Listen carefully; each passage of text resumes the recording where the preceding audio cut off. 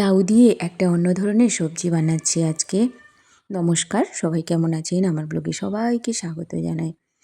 প্রথমে আমি লাউটা নিয়েছি, লাউকে ছাড়িয়ে নিচ্ছি খোসাটা।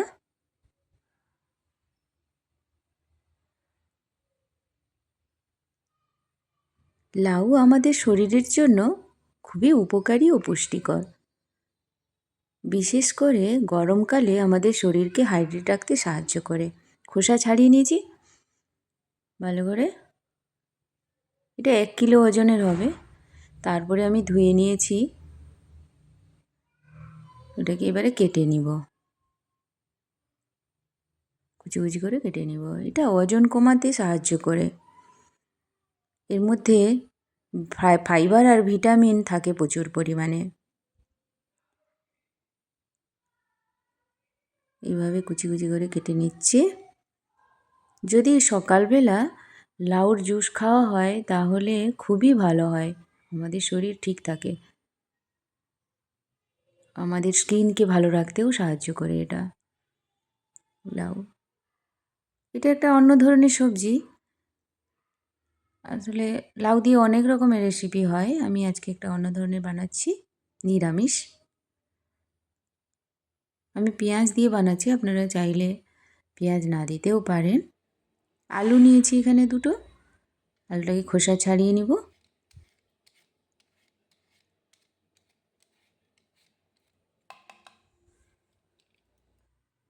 খোসা ছাড়িয়ে নিয়েছি, এবারে কেটে নিব এটাকে।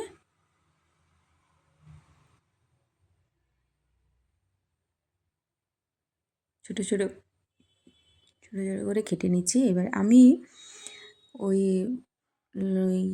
ছোলা, আমি ছোটো ছোলা আমি ভিজিয়ে রেখেছিলাম 1 ঘন্টা আগে, ছোলাও দিব এতে।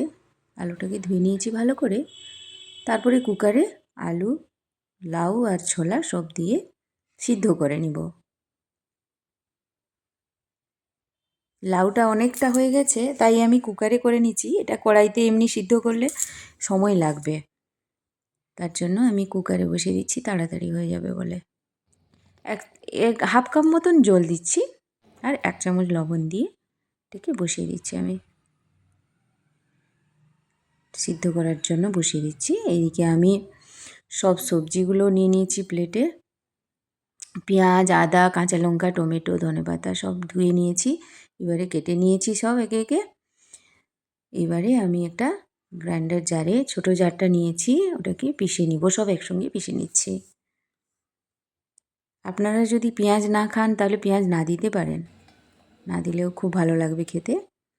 কোনো এখানে নিয়েছি শুকনো লঙ্কা একটা, আর দারচিনি একটা, এলাচ 2টো, লং 2টো, এটাকে বেটে নিলাম। বেটে নিয়েছি, একটা বাটিতে ঢেলে নিচ্ছি।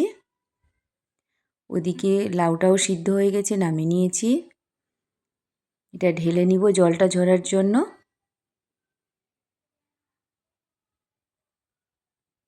এবারে কড়াইতে তেল দিব, সর্ষের তেল দিয়ে আমি করছি, 2 চামচ মতন তেল দিলাম। তারপরে 1 চামচ কালো জিরে দিলাম, দিয়ে মশলাটা, বাটা মশলাটা দিয়ে দিলাম। এটা ভাজতে থাকবো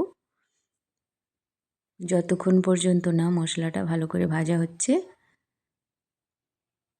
তেল না বেরোচ্ছে।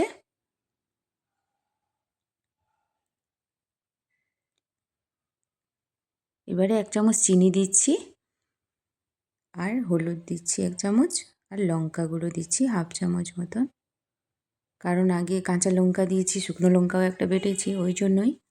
লঙ্কা আপনারা চাইলে কম বেশি করতে পারেন, আর এতে বেশি লঙ্কাও ভালো লাগবে না।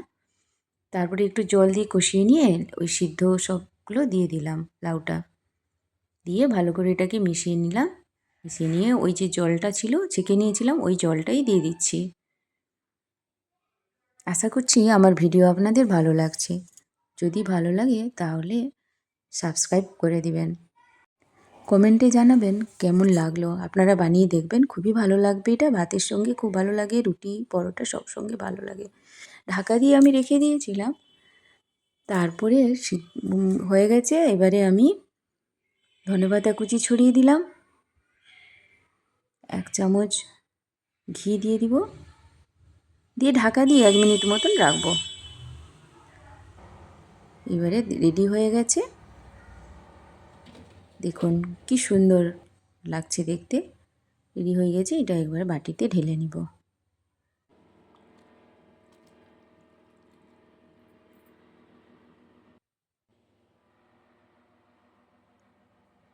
ধন্যবাদ।